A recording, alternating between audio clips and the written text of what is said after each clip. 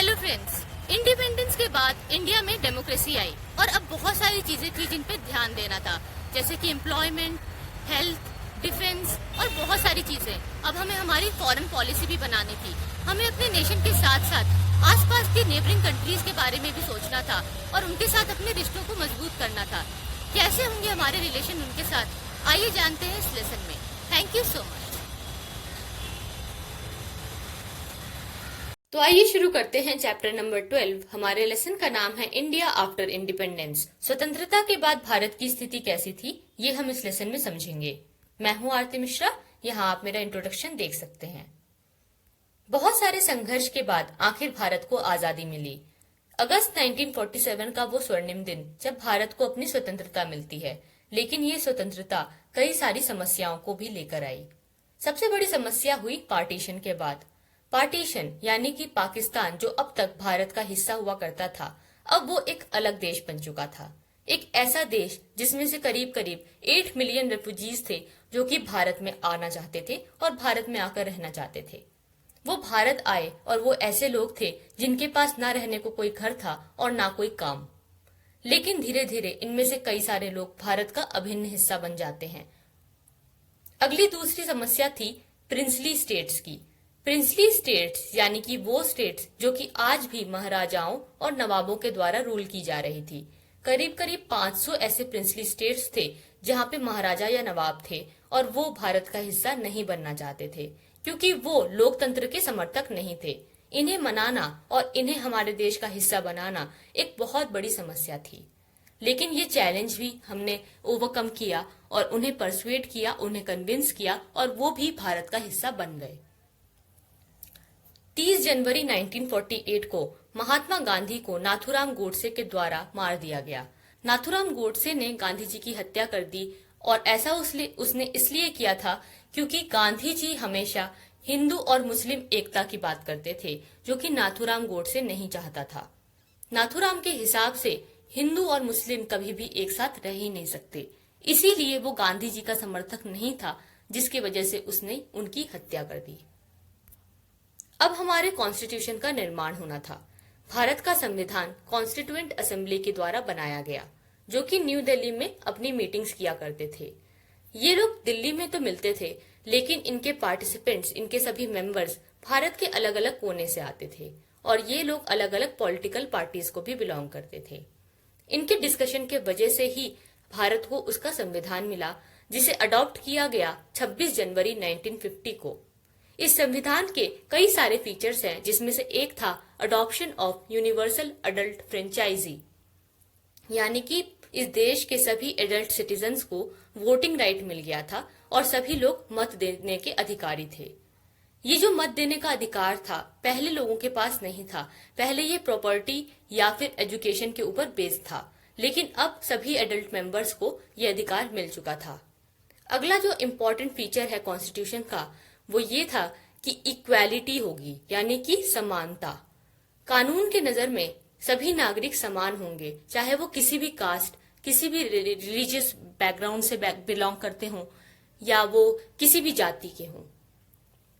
तीसरा जो बहुत ही महत्वपूर्ण फीचर था कॉन्स्टिट्यूशन का, वो ये था कि कुछ स्पेशल प्रिविलेजेस दिए जाएंगे उन लोगों को जो कि बहुत ही ज्यादा गरीब थे और जो कि डिसएडवांटेज इंडियंस थे, यानी कि ऐसे लोग जिन्हें आज तक उनके अधिकार नहीं मिल रहे थे, उन्हें अनटचेबिलिटी का शिकार होना पड़ा रहा था।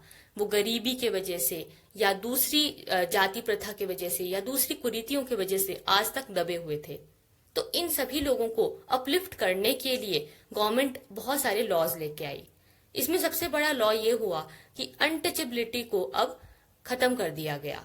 जो छुआछूत वाले जो रिवाज चल रहा था, अनटचेबल्स जो हुआ करते थे, अब इस परंपरा को खत्म किया गया और बहुत सारे ऐसे लोग जो कि अनटचेबल्स, आदिवासीज और शेड्यूल्ड ट्राइब्स थे, उन लोगों को रिजर्वेशन दिया गया, उन्हें आरक्षण दिया गया ताकि वो लोग भी नौकरी कर सके और उन्हें वहां पे सीट्स मिल सके।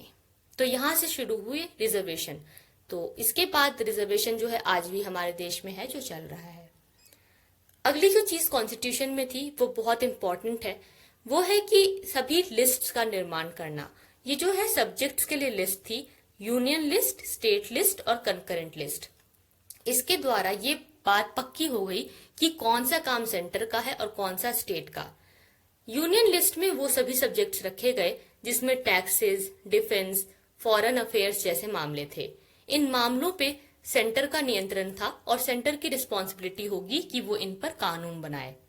स्टेट लिस्ट में ऐसे सब्जेक्ट रखे गए जहां पे एजुकेशन, हेल्थ और इस तरह की दूसरी चीजें थी जो कि राज्य सरकार के अधीन होंगी और राज्य सरकार इनके ऊपर कानून बनाएगी।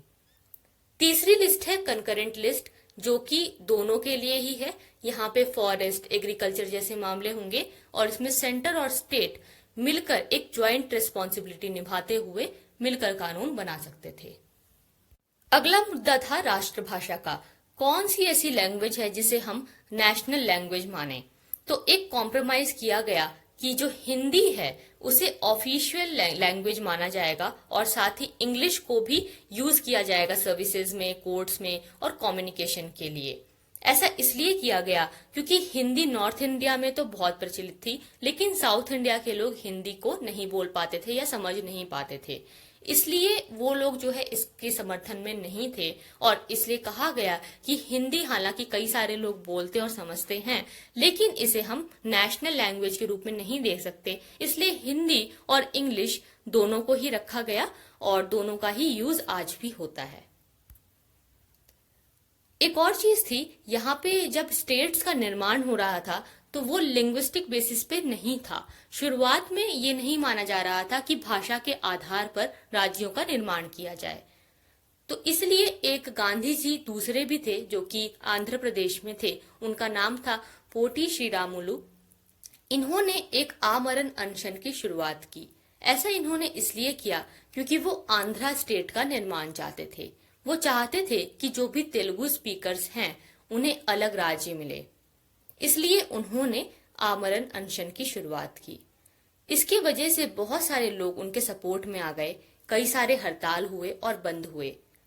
15 दिसंबर 1952 को आफ्टर 58 डेज जब उनका ये जो फास्ट चल रहा था, श्री रामुलु का निधन हो जाता है। क्योंकि ये फास्ट करने की वजह से ही ऐसा होता है और उनकी डिमांड को अब तक माना नहीं गया था, इसलिए उनकी मृत्यु हो गई।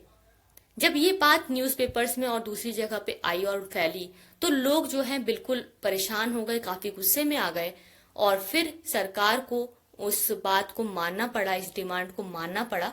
और फिर आखिर 1 अक्टूबर 1953 को आंध्र प्रदेश एक नया राज्य बन के आया।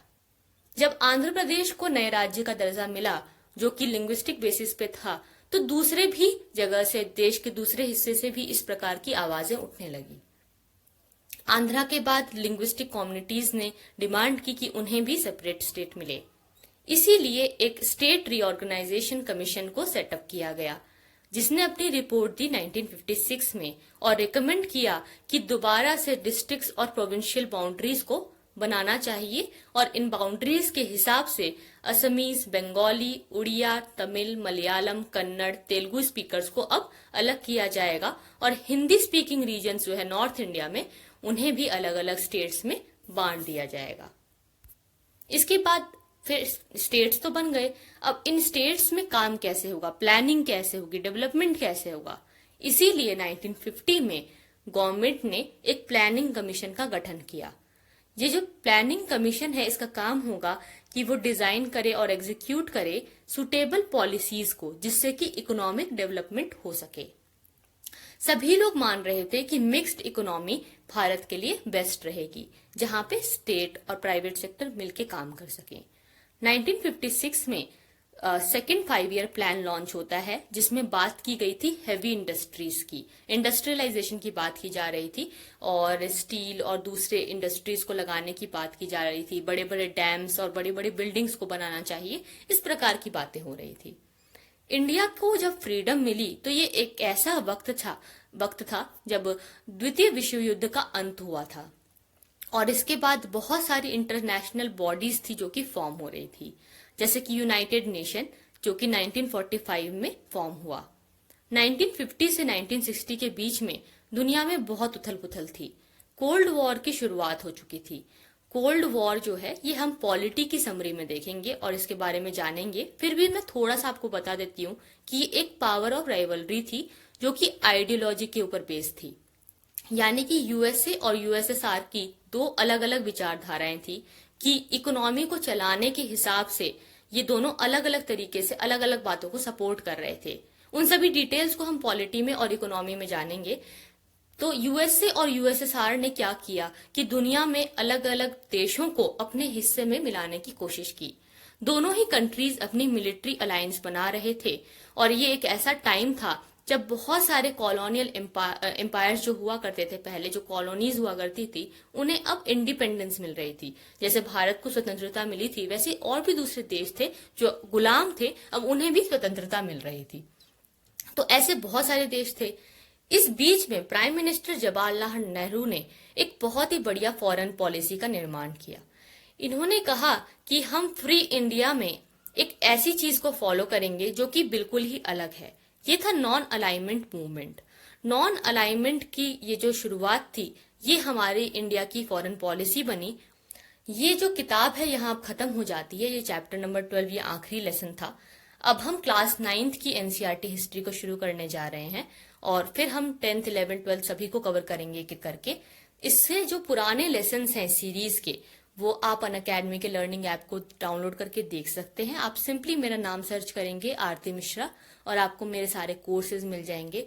मैंने 6th to 12th तक की सभी एनसीईआरटीज की समरी बनाने की कोशिश की है, तो आप उसे देख सकते हैं और उसे वहां भी आप मुझे फॉलो कर सकते हैं, एनरोल कर सकते हैं कोर्स में। अब हम क्लास 9th की शुरुआत करेंगे जल्दी। Thank you so much.